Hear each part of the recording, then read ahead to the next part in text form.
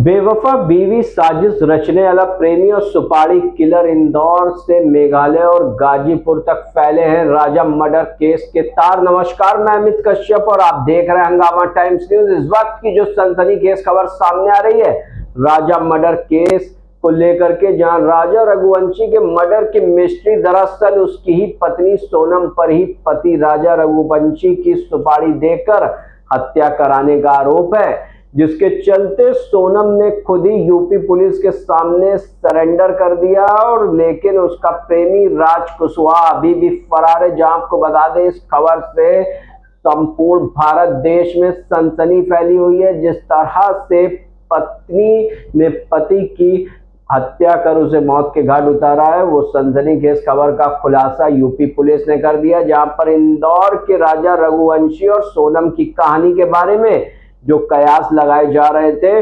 वैसा ही हुआ है। एक ऐसी मर्डर मिस्ट्री जिसमें अवैध संबंधों में पति की हत्या का बेहद गंभीर आरोप पत्नी यानी सोनम पर लगा है।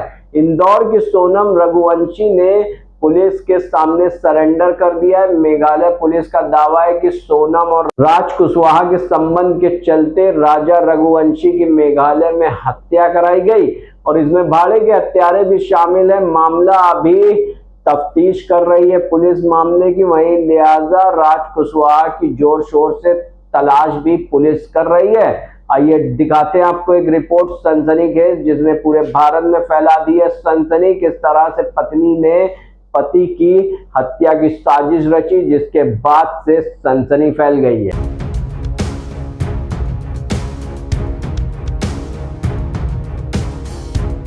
भला क्यों कोई अपने सुहाग को उजाड़ेगा? क्या कारण रहा होगा कि सोनम ने अपने पति राजा रघुवंशी की हत्या करवा दी? कहीं ये कहानी गलत तो नहीं गढ़ी जा रही? अरे साथ नहीं रहना था तो छोड़ ही देती, शादी ही न करती, क्यों बेचारे लड़के को मार दिया गया? ऐसे न जाने कितनी सारी बातें आम लोगों के बीच हो रही है। इंदौर के रहने वाले राजा रघुवंशी और उनकी पत्नी सोनम रघुवंशी मामले में बड़ा खुलासा हुआ है। सोनम रघुवंशी को उत्तर प्रदेश के गाजीपुर से गिरफ्तार किया गया है। राजा रघुवंशी की मौत के बाद उसकी पत्नी सोनम रघुवंशी लापता थी। मेघालय पुलिस लगातार इस मामले की तफ्तीश कर रही थी। इस मामले में हर रोज नए नए खुलासे हो रहे थे। पति राजा रघुवंशी की लाश मिलने के बाद यह मामला और भी ज्यादा पेचीदा बन गया था। एक दिन पहले सोनम ने अपने भाई गोविंद को रात के 2 बजे वीडियो कॉल करके जानकारी दी। सोनम ने अपनी लोकेशन भी बताई। इसके बाद सोनम के घर वालों ने पुलिस को लोकेशन और सूचना दी। पुलिस को मिले इनपुट के बाद सोनम को गाजीपुर के एक ढाबे से अरेस्ट किया गया। मेघालय पुलिस के मुताबिक सोनम ने ही अपने पति राजा की हत्या करवाई है। इस मामले में 4 लोगों को अरेस्ट किया गया है। इस मामले में एक आरोपी की तलाश अभी जारी है। 2 जून को सोनम के पति राजा रघुवंशी का शिलांग के पास खाई में शव मिला था। गोविंद ने सोनम के मिलने की जानकारी राजा के बड़े भाई विपिन रघुवंशी को भी फोन करके दी। जानकारी के मुताबिक गाजीपुर पुलिस को सोनम एक ढाबे के पास मिली थी। उसे 1 स्टॉप सेंटर पर रखा गया है। इधर शिलांग पुलिस और सोनम के भाई गोविंद गाजीपुर के लिए भी रवाना हो चुके थे।